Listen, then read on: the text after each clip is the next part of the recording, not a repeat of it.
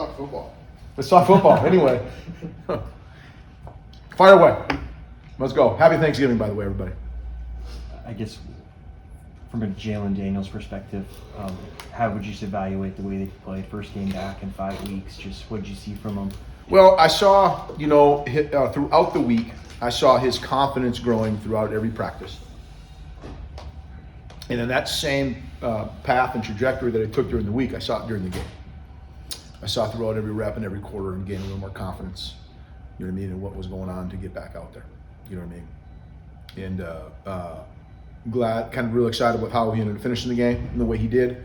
I know he was as well, and a credit to him. And I know he had said this to Coach Leipold, at that point in the game, you get in that second half, but you know what I mean. And I said, I want to stay in. I need to keep getting better here. I got to get this going to where it was, and he was able to do that. So that's kind of how I would evaluate where he was at with things. And how have you seen things progress then through the first 2 days of practice this Good, week? really well. Yep, he's moving well. Everything is good. So I'm excited. I'm pretty excited where that group's at right now. I'm curious, with early in the season, we saw a lot of the kind of triple option stuff. How much did you have to tailor the playbook, knowing that this is someone coming off of a 5-week injury, and knowing that how physical Texas is? I guess how much did you have to tweak things? Well, you need to do what's necessary to win the games within the parameter of limitations or capabilities of your players.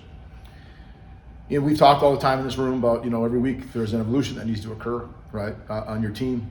How, whatever the matchup might be, the health of your players, the health of certain position groups, everything like that, what you can and can't do. And so you always are doing those kind of things, the things that you're suggesting about, altering how much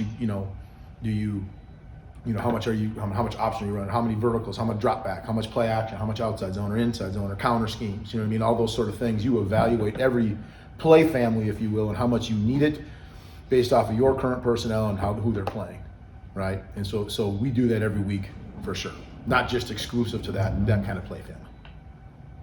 Hey, Coach, with a K-State defensive line in front seven that leads the Big 12 in sacks and a secondary that leads in interceptions, what kind of special challenges do they pose as a defense for your guys' group? Well, and I've said this a couple weeks now about the disruption up front, but you see that with a lot of their, the D linemen they play. And the structure that they have the ability, in the very similar to Iowa State, in that they have the ability to rush 3 and drop 8 at coverage at any moment. But then they also do a good job of balancing up the pressure looks where those same guys who are dropping into coverage, one snap, all of a sudden they'll blitz off both edges, okay? And so there's multiplicity there that you need to be able to defend. And so when you have balance in harmony, much like we try to create an offense, it can be stressful for offenses to figure out, all right, is this a pressure pitcher? And the things that you might call or the things that you might expect to be open versus a pressure pitcher, and then all of a sudden it becomes a drop 8 coverage, right? And then the throwing windows obviously get a little tighter. And so we've got to be prepared to handle all those different looks, both in the box and outside, in the perimeter. And to follow up on that, is there any special things that you kind of hammered home with the offensive line and Jalen, just kind of about protecting the football and not giving up any easy turnovers? I don't think anything that we normally don't emphasize, right? I would like to believe that the things that we do, the way we practice, the things that we emphasize on a given week are pretty consistent because they matter every week. When you talk about turnovers and making sure we're taking care of the football, the first thing you need to do is stay out of predictable situations. The most common down where turnovers occur is third down. Okay, well, let's stay out of third and longs where we know that we have to throw the ball and that they have to, they kind of have the playbook, right? And they can do whatever they want. And so you start there, but we emphasize that all the time, right? That's kind of a key to victory every week. So the message isn't necessarily different or tailored to just them and what they do. I think that we need to be smart. We got to be trained with our eyes, and we got to be disciplined with our eyes and make sure we know what we're doing. And more importantly, we got to be able to strain. They played really well. They play with a lot of strain on defense, and that's probably the first thing that sticks out. A credit to their players and their coaches. I mean, those guys, they play very hard on defense, and they're going to play from to the whistle, and they're able to create a lot of disruption that way. I think after the bye week, we talked about Kobe Baines and his progression through the season. I think he played career high in snaps against Texas. Just what did you see from him in his first kind of real extended game action? Same kind of things you would expect to see. You see a guy who, as we're excited about his trajectory and where he's going, you see somebody who still will go out there and needs to learn, right? And I use the analogy all the time of the the hot stove, right? You know, it's like, you know it's hot. Everyone tells you it's hot. Sometimes you got to touch it for yourself to make sure it's out there. So when you get out there, you start getting live reps. You know what I mean? When the bullets are flying around, everything's going to start to click a little bit faster. It happens a little bit faster, and there's the game speed that we want to try to emulate in practice. But I don't know that you're always able to do that. And so for him to go out there and get some game speed reps, some were positive, some he's got to grow from. And that's true of anybody who's going to get in the game for the first time, right? You know, at least he plays some, extensive snaps.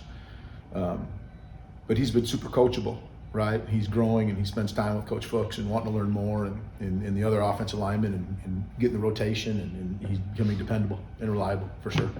How important are those reps for him, or someone like Doug who haven't played a bunch in college but have been around programs? Like, how important are those like very fine reps in games that you're able to get them? I think they're critical, and we have talked before in here, at multiple times during the season about different personnel groupings and getting different people on the field at different times to get them those live reps. Because if it's 5 reps here, and then it's 5 reps again next week, and the next week maybe it's 10, right?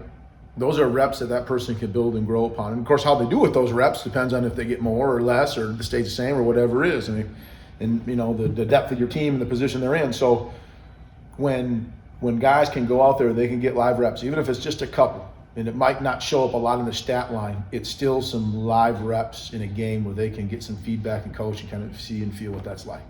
And as much as we want to make it that way in practice, and everyone will say that, every coach will stand up at the podium and say, we make our practices exactly the same. Games are different. That's why they're games, right? And we try really hard to make our practices very challenging, to make them harder than the game. And we do. But psychologically, maturity standpoint, when you get out there in front of tens of thousands of people and you start playing games, you're going to have some sort of response to that. And we want to make sure we train our kids the best way possible so they respond the right way.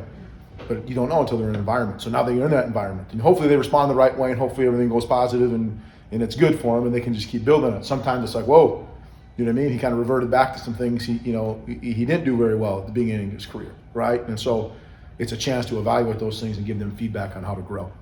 Hey Andy, night game in Manhattan, crazy crowd. Mm-hmm. Do you guys do anything during the week to prepare for that? Yeah, we're always playing crowd noise. You know what I mean? We're working on our, the cadence variances that we need, in those environments. So that's not foreign. We've been able to play in quite a few different environments this year that have been, hostile, right, if you will, and that's something especially offensive that you have to make sure that we're prepared for. And we do. We got the music blaring out there and the crowd noise going, deafening. All right. Thanks, everyone. All right, everybody. Happy Thanksgiving.